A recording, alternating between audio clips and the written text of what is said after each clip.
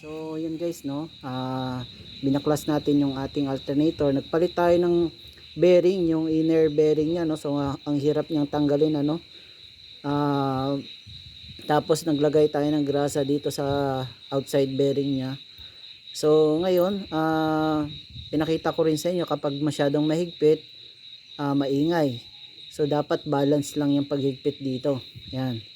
Balance lang. Tapos importante bago nyo baklasin, maglagay kayo ng palatandaan. Tapos ayan. Yan, para pagbalik nyo, meron kayong reference na kung mahigpit ba o hindi. So bago nyo ikabit to, ang ginagawa kong check dito, ito. Ayan o. Ayan o.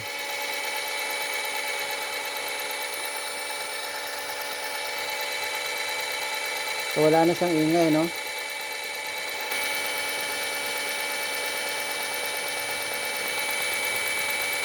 Ayan o.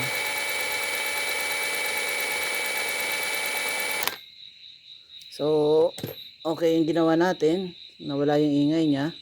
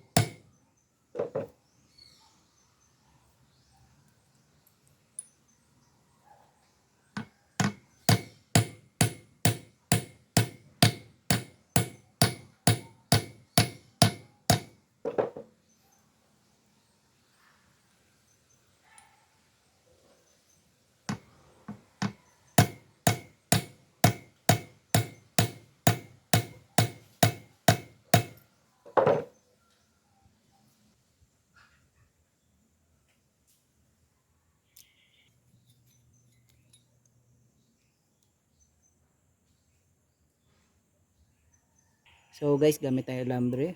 Ayan. Kaya ano natin siya dito. Ayan o. Ang kanyang braso. Gagawin natin ay pasok lang natin to dito.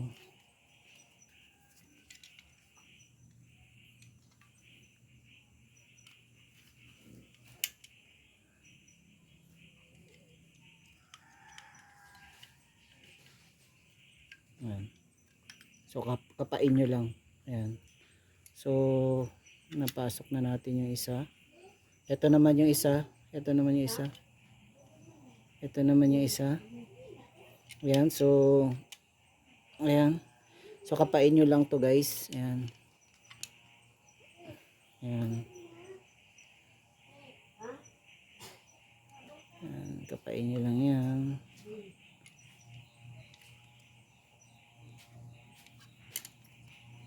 Ayan siya. Ayan. So may papasok na natin to.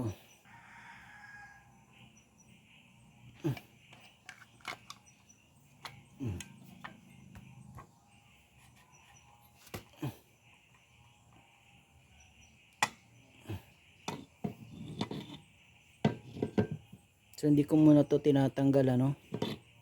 Ayan, kasi pag tinanggal ko siya, papasok pa kasi natin to. So hindi ko muna siya tinatanggal para yung carbon brush ay hindi pa siya naka lapat doon sa sa ating commutator. So ganyan lang siya.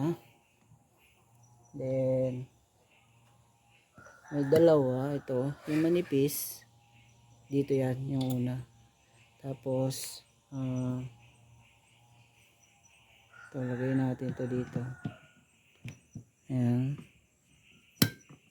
lagay natin yan.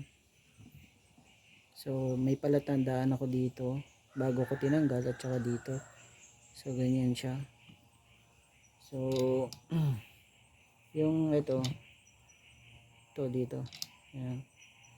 Pagkatapos ito ay ganyan. Okay.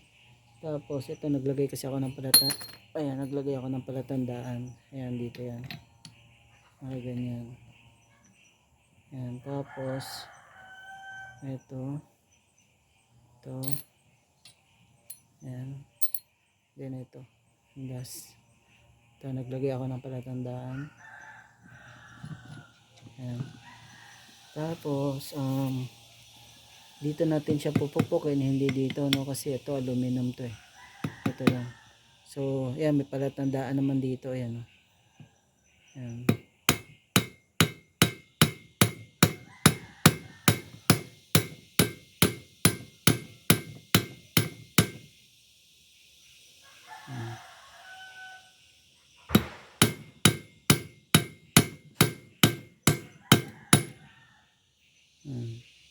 So kaya hindi ko siya tinatanggal para yung yung carbon brush natin ay hindi siya nakalapat doon sa commutator natin no.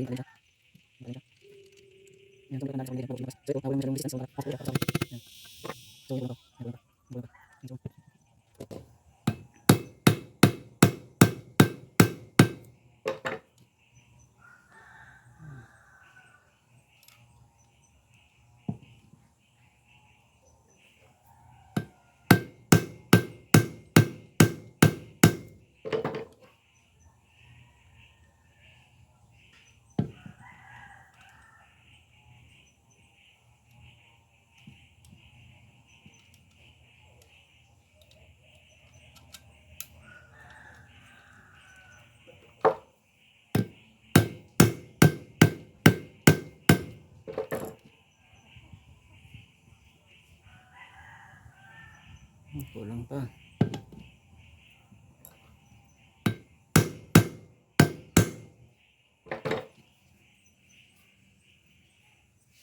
So alalay lang sa pagpukpok guys, kasi ito syempre malambot yan. So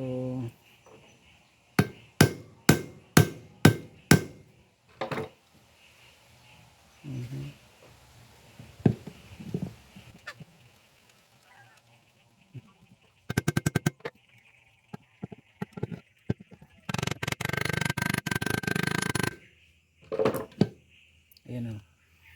So yan yung tama. Ayan, tapos ayan.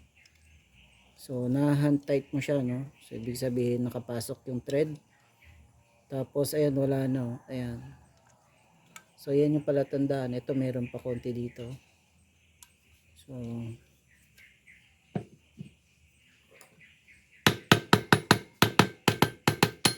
So dahan-dahan lang sa pagpukpok. Ayan. So ito naka-align na yan. Ito may konti pa dito. Ayan.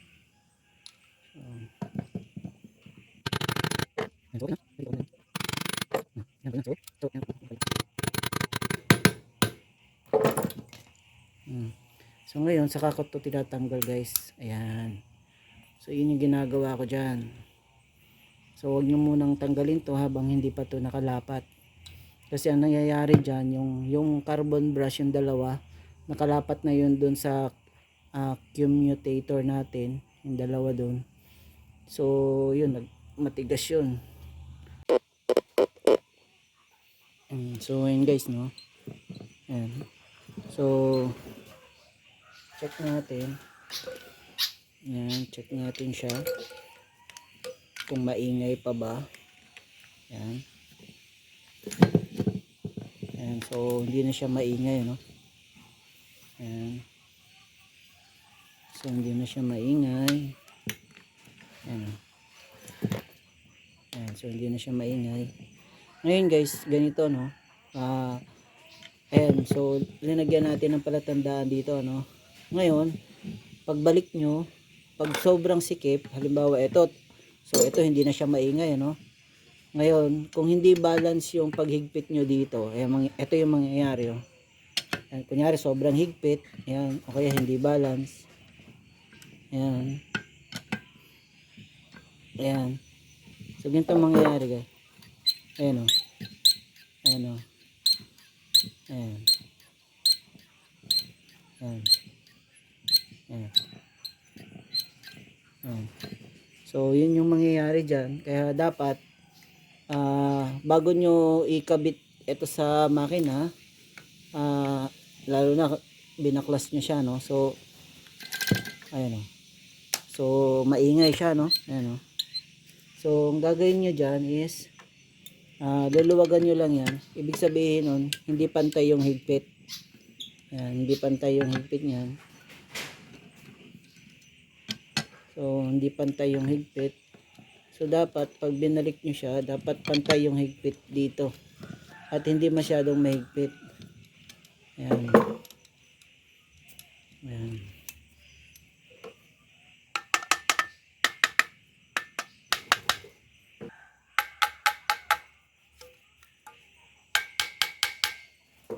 Ibig sabihin yan guys, sobrang higpit, no.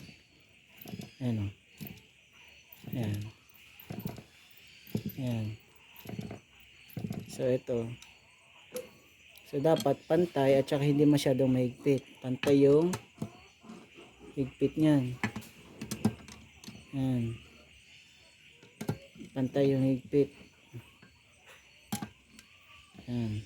So bago nyo ikabit to, ang ginagawa kong check dito, ito. Ayan, o. Ayan, o.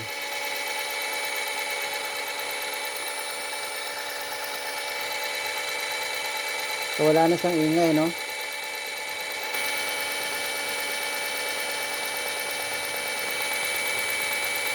Ayan, o.